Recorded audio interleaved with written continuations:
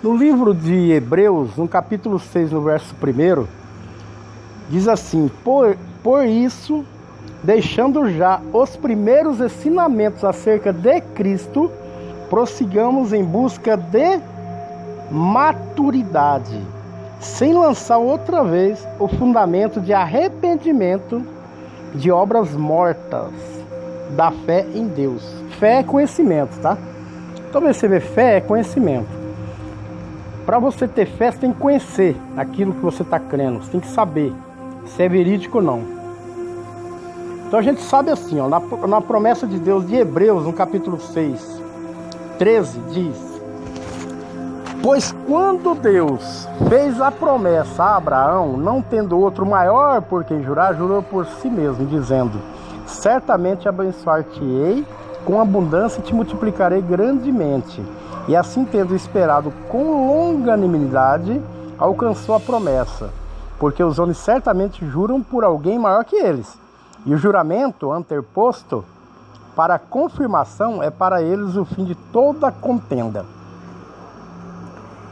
E ele diz mais assim, no versículo 17 do capítulo 6 de Hebreus: Por isso, querendo Deus mostrar mais abundantemente aos herdeiros da promessa a imutabilidade de seu desígnio, interpôs juramento, a fim de que, por meio de duas coisas imutáveis, nas quais é possível que Deus minta, tenhamos forte consolo, nós, os que temos nos refugiado para agradar a esperança posta diante de nós, a qual temos como âncora da alma segura e firme, e que penetra até o interior do véu do templo, entendeu?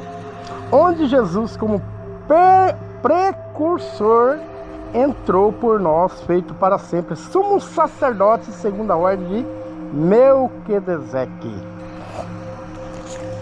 Que sacerdócio é esse? Veja bem, Jesus da tribo de Judá, a qual Moisés, no caso Deus, não havia dito para Moisés a respeito de sacerdócio, a não ser que fosse da tribo levita. Eles que tinham o dever do templo, assim como os cuidados, o transporte, tudo, que eles eram nômades, estavam ainda andando, né, com o tabernáculo, e também ali nos cuidados das órfãs, da viúva, com essa recardação que Deus tinha ordenado a eles a respeito do dízimo, porque a eles não foi deixada herança sobre terra, o levita, né? Foi a única tribo que não tinha terra. Então os que tinham terra, as 11 tribos, davam ali o dízimo para eles se manterem e sustentar também com esse alimento aos órfãos e às viúvas. A Bíblia não mente, tá? Fala alimento, tá? A Bíblia não mente. Quem falar que é outra coisa é mentiroso, cuidado. A Bíblia não mente. Lá no dilúvio, se comprava, se vendia, se casava, se dava em casar. Eles faziam festa no dilúvio. Abraão, ele comprou a sepultura para Sara. E havia dinheiro o tempo todo, na Bíblia tem dinheiro, tá? Mas aqui está falando de alimento, é alimento. Falou alimento, é alimento. Essa ordem sacerdotal, para você ter uma ideia, na época que Jesus chegou, ali o governador, ele indicava o sumo sacerdote. Só para ter uma ideia, tinha... Olha, se não fosse 5, era 6 sacerdotes. Se não fosse 5, era 6 sacerdotes. Que se alguém quiser, eu pego essa passagem e mostro depois. Mas sacerdote não, sumo sacerdote na época de Jesus, tinha um monte. Mas na real, para os levitas, tinha que ser um só. Primeiro Arão e depois seus descendentes, todos os seus descendentes. O último descendente de Arão foi o pai e a mãe de João Batista. O último descendente direto. O último descendente direto de Arão. Ele tinha que ser, no caso, João Batista, um sumo sacerdote. Tinha que ser não. Na fé ele é sumo sacerdote. Quando perguntaram para ele quem ele era, ele disse que ele era a voz que clamava no deserto. Porque quando invadiram ali o templo, na época de Jesus, 405, não, na época mesmo de Jesus, quando invadiram ali o templo, esse pessoal indicando o sumo sacerdote, e até levita também, quem quisesse entrar lá, só indicar, era político ali. Ali já estava um templo político. Então, por essas indicações, essas coisas que não eram de ordenança de Deus, então João Batista foi para o deserto.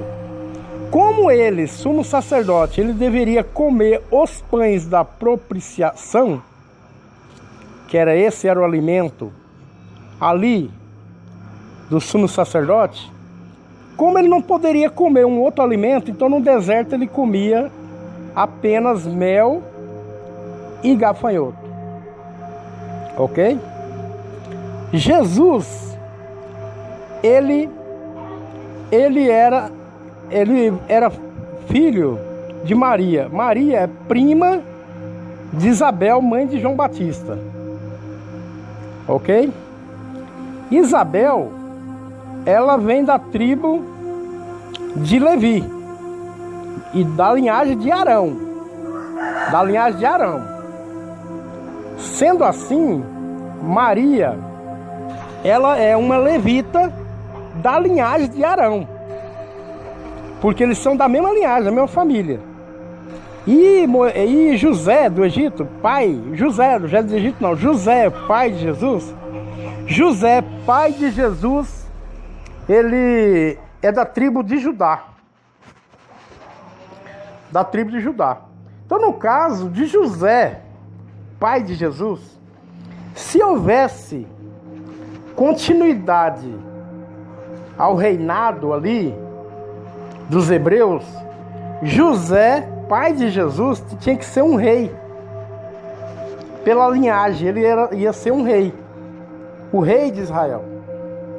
E João Batista seria um sumo sacerdote, se tivesse certinho do jeito que Deus ordenou. Mas o que acontece? Esse sangue real de José, que Jesus é da tribo de Judá por José, e de Levita por Maria, mãe dele.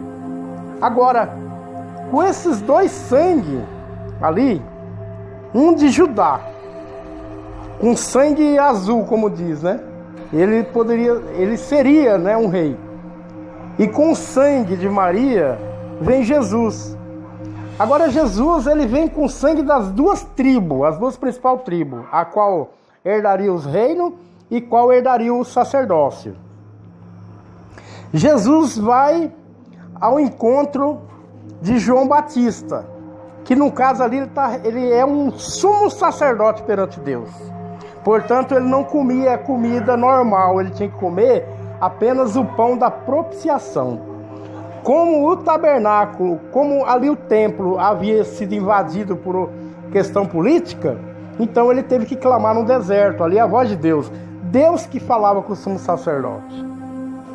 Então ali ele recebe ali a Jesus, e quando ele olha para Jesus, ele fala assim, ó: eis o Cordeiro que tira o pecado do mundo. Você está compreendendo? Ele, um sumo sacerdote, agora vendo diante dele um homem com sangue de reinado. Rei dos judeus. Lembra? Colocaram a placa lá? Rei dos judeus? Jesus? Sim. Pelo sangue dele, por ser filho de José, da tribo de Judá, por hereditariedade, por herança genética e por direito divino de Deus, ele tinha que ser o rei de Israel realmente, pelo sangue. E por ter também o sangue da sua mãe, Maria, lógico, eu estou colocando assim de uma maneira natural, para nós ter um entendimento no final que eu quero dizer, entendeu? Por também ser do sangue, ter nascido de Maria, uma levita, então ele também faz parte desse sacerdócio levítico, por ser um homem.